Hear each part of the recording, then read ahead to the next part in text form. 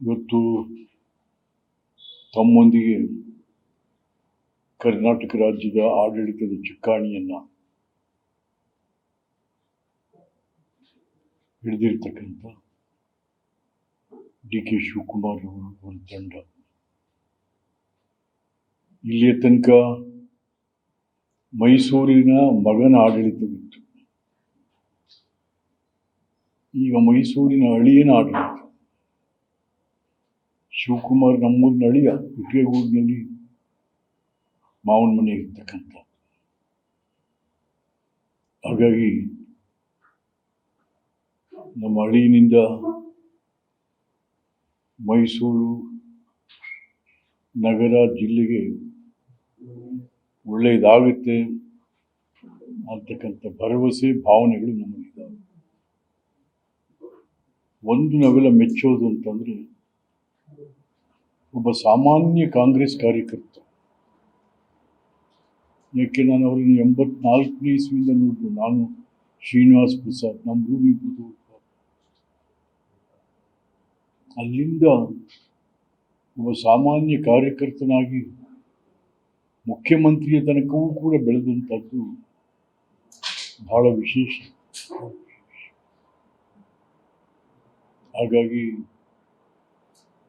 ಕಾಂಗ್ರೆಸ್ ಕಾರ್ಯಕರ್ತರ ದುಃಖ ದುಮ್ಮಾನಗಳನ್ನು ಕೂಡ ಅರ್ಥೈಸ್ತಕ್ಕಂಥ, ಅದ್ರ ಜೊತೆಗೆ ಆಡಳಿತವನ್ನು ಕೂಡ ಅರ್ಥೈಸ್ತಕ್ಕಂಥ ಸ್ನೇಹಿತ ಶಿವಕುಮಾರ್ ಅವರೇ. ನೀವು ಒಬ್ಬ ದೊಡ್ಡ ಸಂಘಟಕರು, ಸಂಘಟನೆ ಮಾಡಿ ಆಗಿದೆ. ಆದರೆ ಇವತ್ತು ಆಡಳಿತ ಮಾಡೋದು ಬಹಳ ಮುಖ್ಯ. ಇನ್ನೆರಡು ವರ್ಷಗಳಲ್ಲಿ ತಾವು ಮತ್ತೆ ಈ ರಾಜ್ಯದ ಹಲವಾರು ಗ್ಯಾಪ್ಗಳೇನಿದ್ದಾವೆ ಆಡಳಿತದಲ್ಲಿ ತುಂಬಬೇಕಾಗುತ್ತೆ. ಮತ್ತು ಮೈಸೂರಿಗೂ ಸಹ ಬಹಳಷ್ಟು ಕೆಲಸಗಳು ಆಗ್ಬೇಕಾಗಿದೆ. ಮತ್ತೆ ನಿಮ್ಮ ಜೊತೆಗೆ ಹರಿಪ್ರಸಾದ್ ಕಾಂಗ್ರೆಸ್ಸಿನ ರಾಜ್ಯಾಧ್ಯಕ್ಷರಾಗಿ ಒಳ್ಳೆ ಜೋಡಿ. ಒಂದು ಕಡೆ ಕಾಂಗ್ರೆಸ್ಸಿನ ಆಡಳಿತ ಮತ್ತು ಒಂದು ಕಡೆ ಕಾಂಗ್ರೆಸ್ಸಿನ ಸಂಘಟನೆ ಎರಡೂ ಕೂಡ ಒಟ್ಟಿಗೆ ಹೋಗ್ಬೇಕು. ಯಾರು ಈ ಸರ್ಕಾರ ಬರಲಿಕ್ಕೆ ಕಾರಣರಾದ ಕಾರ್ಯಕರ್ತರು ಅವನ್ನೆಲ್ಲ ಒಟ್ಟೈಸ್ಕೊಂಡು ಹೋಗ್ಬೇಕಾಗುತ್ತೆ. ಏಕೆಂತಂದ್ರೆ ಪಾರ್ಟಿನ ಕಟ್ಟುವಂಥವರೇ ಕಾಂಗ್ರೆಸ್ ಕಾರ್ಯಕರ್ತರು. ಯಾವುದೇ ಪಾರ್ಟಿ ಕಾರ್ಯಕರ್ತರು, ಪಕ್ಷದ ಕಾರ್ಯಕರ್ತರು ಪಾರ್ಟಿ ಕಟ್ತಾರೆ, ಹಾಳು ಮಾಡೋರೇ ಈ ಲೀಡರ್ಗಳು. ಆದರೆ DK ಶಿವಕುಮಾರ್ ಪಾರ್ಟಿಯನ್ನು ಸಂರಕ್ಷಣೆ ಮಾಡಿಕೊಂಡು ಮುಂದೆ ತೆಗೆದುಕೊಂಡು ಹೋಗ್ತಕ್ಕಂಥ ಪ್ರಯತ್ನವನ್ನು BK ಹರಿಪ್ರಸಾದ್ ಅವರಿಗೆ ಜೋಡಿಯಾಗಿ ಹೋಗ್ತಾರೆ ಅಂತಕ್ಕಂಥ ವಿಶ್ವಾಸ ನಮ್ಮೆಲ್ಲರಿಗೂ ಕೂಡ ಇದೆ. ಇಲ್ಲಿ ಮೈಸೂರು ನಿಮ್ಮಿಂದ ಬಹಳಷ್ಟು ನಿರೀಕ್ಷೆ ಮಾಡ್ತೀವಿ. ಯಾಕೆ ನೀವು ನಮ್ಮ ಅಳಿಯ ಮುಖ್ಯಮಂತ್ರಿ. ಈಗೆಲ್ಲ ಮೊನ್ನೆ ಪತ್ರಿಕೆಯಲ್ಲಿ ಹೇಳಿದ್ರೆ ನಾನು ಮೈಸೂರಿನ ಅಳಿಯ ಅಂತಕ್ಕಂಥದ್ದನ್ನ ಬಹಳ ಅಭಿಮಾನದಿಂದ ಮಾತಾಡಿದ್ವಿ. ಈ ಹಿಂದೆ SM ಕೃಷ್ಣರವರು ಮುಖ್ಯಮಂತ್ರಿ ಇದ್ದಂಥ ಸಂದರ್ಭದಲ್ಲಿ ಮೈಸೂರು ಅಜೆಂಡಾ ಟಾಸ್ಕ್ ಫೋರ್ಸ್ ಅಂತ ಮಾಡಿದ್ರು. ಅದೇ ರೀತಿ ತಾವು ಕೂಡ ಮೈಸೂರಿಗೆ ಅಷ್ಟೇ ಅಲ್ಲ, ಇಡೀ ಕರ್ನಾಟಕಕ್ಕೆ ಒಂದು ಅಜೆಂಡಾ ಟಾಸ್ಕ್ ಫೋರ್ಸ್ ಮಾಡಿ 2050ನೇ ಇಸ್ವಿ ಅಲ್ಲಿ ತನಕ ಒಂದು ಪ್ಲಾನ್ ರೆಡಿ ಆಗಬೇಕು. ಅದಕ್ಕೆ ಅನುಭಾವಿಕರು ಅವರೆಲ್ಲ ಅನುಭವವನ್ನ ಪಡ್ಕೊಂಡು ಒಂದು ಟೀಮ್ ಮಾಡಿ.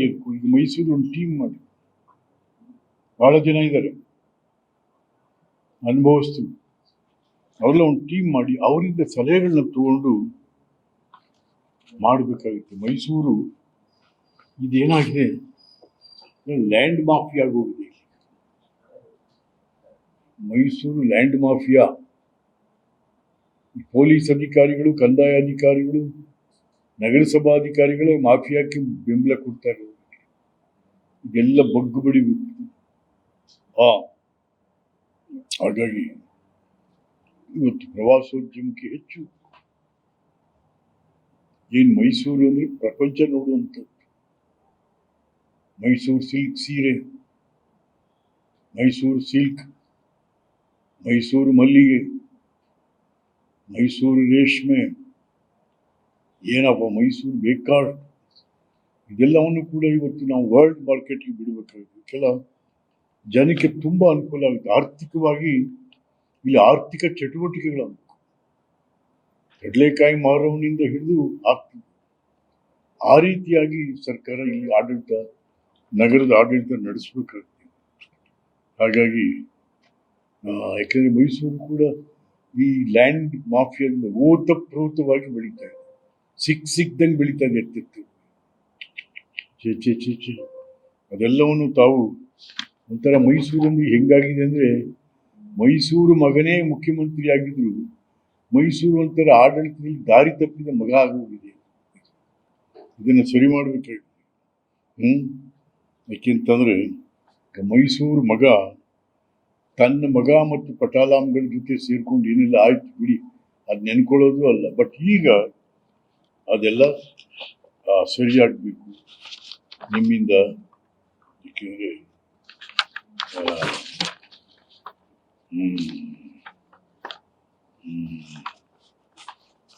ಮತ್ತೆ ನಿನ್ನೆ ತಾವು ಪ್ರತಿಜ್ಞಾವಿಧಿ ಸ್ವೀಕಾರ ಮಾಡಿ ಬೆಳಗ್ಗೆಯಿಂದ ಸಂಜೆ ತನಕ ಹಲವಾರು ದೇವಸ್ಥಾನಗಳಿಗೆ ಹೋದ್ವಿ, ಧರ್ಮಸ್ಥಳಗಳಿಗೆ ಹೋದ್ವಿ, ಧರ್ಮಾಧಿಕಾರಿಗಳನ್ನ ಆಶೀರ್ವಾದ ತಗೊಂಡ್ವಿ. ಎಲ್ಲ ಧರ್ಮೀಯರಿಗೂ ಧರ್ಮಾಧಿಕಾರಿಗಳನ್ನು ಕರೆದು ಗೌರವಿಸಿದ್ವಿ ಬಹಳ ಭಕ್ತಿಪೂರ್ವಕವಾಗಿ. ದೇವೇಗೌಡರು, ಯಡಿಯೂರಪ್ಪನಂತ ಹಿರಿಯರ ಮನೆಗೂ ಕೂಡ ಹೋಗಿ ಅವ್ರಿಗೆ ಗೌರವ ತೋರಿಸಿ ಅವ್ರಿಗೆ ನಮಸ್ಕಾರ ಮಾಡ್ಕೊಂಡಿದ್ದೀರ. ಮಲ್ಲಿಕಾರ್ಜುನ್ ಖರ್ಗೆ ಅವ್ರಿಗೂ ಮಾತಾಡಿದ್ದೀರ, AICC ಅಧ್ಯಕ್ಷರು. ಹಾಗೆ ನಿನ್ನೆ ನಿಮ್ಮ ನಡವಳಿಕೆಗಳು ಹೇಗಿದೆ ಅಂತಂದರೆ, ಏನೋ ಒಂಥರ ಈ ಕಾಂಗ್ರೆಸ್ ಅಂತ ಅಂದರೆ ಹಿಂದೂ ವಿರೋಧಿಗಳು ಅನ್ನೋ ಭಾವನೆ ಇಲ್ಲಿ ತನಕ ಇತ್ತು. ಅದರಲ್ಲೂ the arrogance of mister Siddaramaiah against this, ಇದು ಧರ್ಮ, ಅದು ಒಂಥರ ಹೋಗಿತ್ತು. ಎರೋಗೆನ್ಸಿ ಧರ್ಮದ ಬಗ್ಗೆ ಅದು ಎಲ್ಲೋ ಒಂದು ಕಡೆ ಕಾಂಗ್ರೆಸ್ ಹಿಂದೂ ವಿರೋಧಿಗಳು ಅನ್ನೋ ಭಾವನೆ ಒಂಥರ ಜನಕ್ಕೆ ಬಂದುಬಿಟ್ಟಿದೆ. ಅದನ್ನು ಇವತ್ತು ನಿನ್ನೆ ನಿಮ್ಮ ನಡವಳಿಕೆಗಳಿಂದ ಹೋಗಲಾಡಿಸ್ತಾ ಇದೆ. ಇದು ಮುಂದುವರಿಯುವುದು ಹೌದು. ಯಾಕೆಂತಂದ್ರೆ ಎಲ್ಲ ಧರ್ಮೀಯರು ಅದು ನಮ್ಮ ಧರ್ಮವನ್ನೇ ನಾವು ಬಿಟ್ಟು ಎಲ್ಲಿ ಹೋಗೋದು ಬೇಕು. ಹಿಂದೂ, ಮುಸ್ಲಿಂ, ಕ್ರಿಶ್ಚಿಯನ್ ಎಲ್ಲ ಬೇಕು ನಿಜ. ಆದರೆ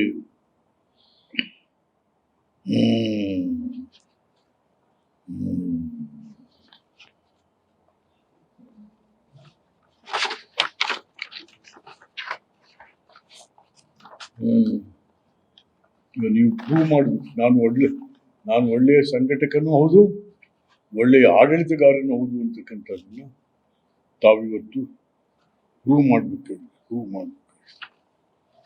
ಹಾಗಾಗಿ ಮತ್ತು ನಾನು ಕೂಡ ಸ್ನೇಹಿತರ ಜೊತೆ ಮಾತಾಡ್ತಾ ಇದ್ದೀನಿ. ಒಂದು ದಿವಸ ತಮ್ಮನ್ನ ಮೈಸೂರಿಗೆ ಕರೆದು ಗೌರವಿಸಿ ಆ ಮೈಸೂರು ನಗರದ ಜನತೆಯ ಪರವಾಗಿ ಮಾಡಬೇಕು ಅಂತಕ್ಕಂಥ ಇರಾದೆ ನಮ್ಮೆಲ್ಲರಿಗೂ ಕೂಡ ಇದೆ. ಇದು ಮೈಸೂರು ಅಂತ ಅಂದರೆ ಒಂಥರ ರಿಟೈರ್ಡ್ ಜನಗಳ ಪ್ಯಾರಡೈಸ್ ಥರ ಆಗ್ಬಿಟ್ಟಿದೆ. ಹಿಂಗಲ್ಲ, ಅದನ್ನ ಹೋಗ್ಲಾಡಿಸ್ಬೇಕು. ಇದು ಯಂಗ್ಸ್ಟರ್ಸ್ ಪ್ಯಾರಡೈಸ್ ಆಗಬೇಕು. Mysuru must become youngsters paradise. ಅದಕ್ಕೆಲ್ಲ ಬೇಕಾದಷ್ಟು ಅವಕಾಶವಿದೆ. ಹಾಗಾಗಿ ತಾವು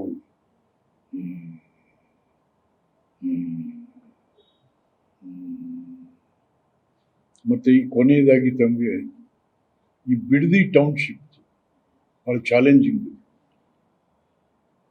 ರೈತರನ್ನ ಎದುರಾಕೊಡೋದು ಬೇಡಿ. ಇದು ನನ್ನ ಸಲಹೆ. ನೀವು ಯಾವ ರೀತಿ ಬೇಕಂತ ರೈತರನ್ನ ಎದುರು ಹಾಕೊಂಡು ಸರ್ಕಾರ ಕರ್ನಾಟಕದಲ್ಲಿ ಒಂದು ಉಳಿಲಿಲ್ಲ. ಗುಂಡೂರಾವ್ ತಾವಿಂದ ರೈತರನ್ನ ಎದುರು ಹಾಕೊಂಡಂತ ಸರ್ಕಾರಗಳು ಈ ರಾಜ್ಯದಲ್ಲಿ. ಹಾಗಾಗಿ ಅದು ತಮಗೆ ಬಿಟ್ಟಂತ ವಿಚಾರ. ಒಟ್ಟಾರೆಯಾಗಿ ಇವತ್ತು ಹಿಂದೂ ಧರ್ಮವನ್ನು BJPಯನ್ನು ಅಣಕಿಸೋ ರೀತಿ, ನಾನು BJPನೇ, ನಾನು BJP MLC ಹೌದು, ಆದರೆ BJPಯವರು ಹಿಂದೂ ಅದಕ್ಕಿಂತ ಮೀರಿ ತಾವು ಹಿಂದೂ ಬಗ್ಗೆ ಬಹಳಷ್ಟು ಗೌರವವನ್ನು ನನಗೆ ಸಂಪೂರ್ಣ ಇಡೀ ದಿನ ನಿಮ್ಮ ನಡವಳಿಕೆ ತುಂಬ ಮೆಚ್ಚುವಂಥದ್ದು, ತುಂಬ ಮೆಚ್ಚುವಂಥದ್ದು. ಹಾಗಾಗಿ ಒಳ್ಳೆಯದಾಗಲಿ.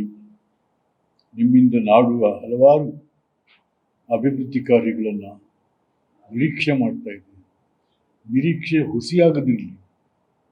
ಅವರೆಲ್ಲ ಭಾವನೆಗಳನ್ನು ಅರಿತು ನೀವು ಒಂದು ಒಳ್ಳೆಯ ಆಡಳಿತ ಕೊಡ್ತೀರಾ ಅಂತಕ್ಕಂಥ ಭಾವನೆ, ನಂಬಿಕೆ ಈ ನಾಡಿನ ಜನರಿಗಿದೆ. ಅದನ್ನು ಉಳಿಸ್ಕೊಂಡು ಹೋಗಿ ಅಂತಂತೇಳಿ ತಮ್ಮಲ್ಲಿ ವಿನಂತಿ ಮಾಡ್ತೀನಿ.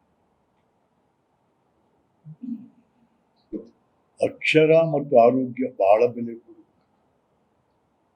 ಬಹಳ ಮೈಸೂರು ಅಂದರೆ ದೊಡ್ಡ ಆಸ್ಪತ್ರೆ, KR ಹಾಸ್ಪಿಟ್ಲ್ 5-6 ಜಿಲ್ಲೆಗೆ ಇದೆ. ಇವತ್ತು ಅಲ್ಲೇನಾಗಿದೆ ಅದು.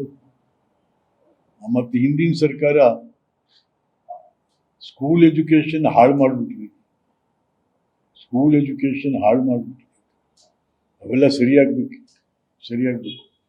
ಅಕ್ಷರ ಆರೋಗ್ಯವೇ ನಮ್ಮ ಸಂಪತ್ತು. ಅದನ್ನು ಸರಿಯಾಗಿ ಇಟ್ಕೊಂಡು ಹೋಗ್ಬೇಕು. ಅದ್ರ ಬಗ್ಗೆ ವಿಶೇಷವಾಗಿ ಗಮನ ಕೊಡಬೇಕು.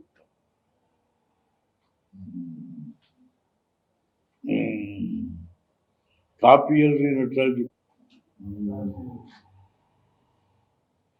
ಏನ್ ಸರ್ ಮೈಲಿ ಅವ್ರೆ? ಸರ್, ಈಗ ನಿನ್ನೆ ಪ್ರಮಾಣ ವಚನ ಸ್ವೀಕಾರ ಮಾಡಿದ್ವಿ. ನಮ್ಮ ಡೆಮಾಕ್ರಸಿ ಸಿಸ್ಟಮ್ ತಂದಂತ ಸಂವಿಧಾನ, ಗಾಂಧೀಜಿ, ನೆಹರು ಯಾರನ್ನೂ ನೆನ್ಸ್ಕೊಳ್ಳಿಲ್ಲ. ಇದು ವೀರ ಅಜ್ಜಯ್ಯನಲ್ಲಿ ಅಂತ ಅಂಬೇಡ್ಕರ್ಗೆ ಹೋಗಿ ಮಾಲೆ ಹಾಕಿ ಬೆಳಗಿನ ಸಮಯ ಪ್ರಮಾಣ ವಚನ ಸ್ವೀಕಾರ ಮಾಡ್ಬೇಕಾದ್ರೆ ಆಗ್ಲಿ ಬಿಡಿ, ಏನಂತೆ ಪ್ರಮಾಣ ವಚನ ಸ್ವೀಕಾರವೇ ಅಂಬೇಡ್ಕರ್ ಹೇಳ್ಕೊಟ್ಟಿರೋದೇ ನಾವು ಸಂವಿಧಾನ ಹೇಳುವಂತ. ಯಾಕೆಂತಾರೆ ಈ ಮೈಸೂರಲ್ಲಿ ಒಬ್ರು ಜಿಲ್ಲಾ ಮಂತ್ರಿ ಇದ್ರು, ಅಂಬೇಡ್ಕರ್ ಸಂವಿಧಾನ ಅಂತ ಹೇಳೋರು ದಿನ ಅವ್ರನ್ನ ಸಾಯಿಸೋರು, ಸಂವಿಧಾನನೂ ಸಾಯಿಸೋರು, ದಿನ ಅಂಬೇಡ್ಕರ್ನು ಸಾಯಿಸೋರು. ಸುಮ್ಮನೆ ಸಂವಿಧಾನ ಅಂಬೇಡ್ಕರ್ ಮಾತಾಡೋರು. ಬಿಡದಿ ಟೌನ್ಶಿಪ್ ಕೈ ಬಿಡಿ ಅಂತಾರ ಸರ್ ಯೋಜನೆ. ಬಿಡದಿ ಟೌನ್ಶಿಪ್ ಯೋಜನೆ ಕೈ ಬಿಡಿ ಅಂತಾರ ಸರ್. ಟೌನ್ಶಿಪ್ ಯೋಜನೆನ ಕೈ ಬಿಡಿ ಅಂತ ಸಲಹೆ ಕೊಡ್ತಿದ್ದೀರಾ ಅಂತ ಕೇಳ್ತಾರೆ. ಯಾವ್ದನ್ನ? ಬಿಡದಿ ಟೌನ್ಶಿಪ್. ಬಿಡದಿನ ನೀವು ನಾನು ನಿಮ್ ಬಿಟ್ಟಿದ್ದೆ. ರೈತರನ್ನ ಎದುರಾಕು. ನೀವು ಒಬ್ಬ ಆಡಳಿತಗಾರ ರೈತರನ್ನ ಎದುರಾಕೋಬಹುದು. ರೈತರ ಜೊತೆ ಕೂತ್ಕೊಂಡು ನೀವು ಸಾಮರಸ್ಯವಾಗಿ ಮಾತಾಡಿ, ನಿಮ್ಗೆ ಏನ್ ಬೇಕ್ರೆ ಒಬ್ಬರಿಗೆ ಕೂತ್ಕೊಂಡು ಮಾಡ್ತೀರ, ಅದೆಲ್ಲ ನಮ್ಗೆ ನಂಬಿಕೆ ಇದೆ. ಬಟ್ ಅದು ಸುಮ್ಮನೆ ಯಾರ್ಯಾರ ಮೇಲೂ ಮಾಡಕ್ಕೆ ಹೋಗ್ಬೋದು. ಅದಕ್ಕೆ ಬಿಡದಿ ಟೌನ್ಶಿಪ್ ಬೇಕು ನಿಜ, ಬಟ್ ರೈತರನ್ನ ಎದುರಾಕೋಬಿಡಿ. ರೈತರನ್ನ ವಿಶ್ವಾಸಕ್ಕೆ ತಗೊಂಡು ಬಿಡದಿ ಟೌನ್ಶಿಪ್ ಮಾಡಿ ಅಂತ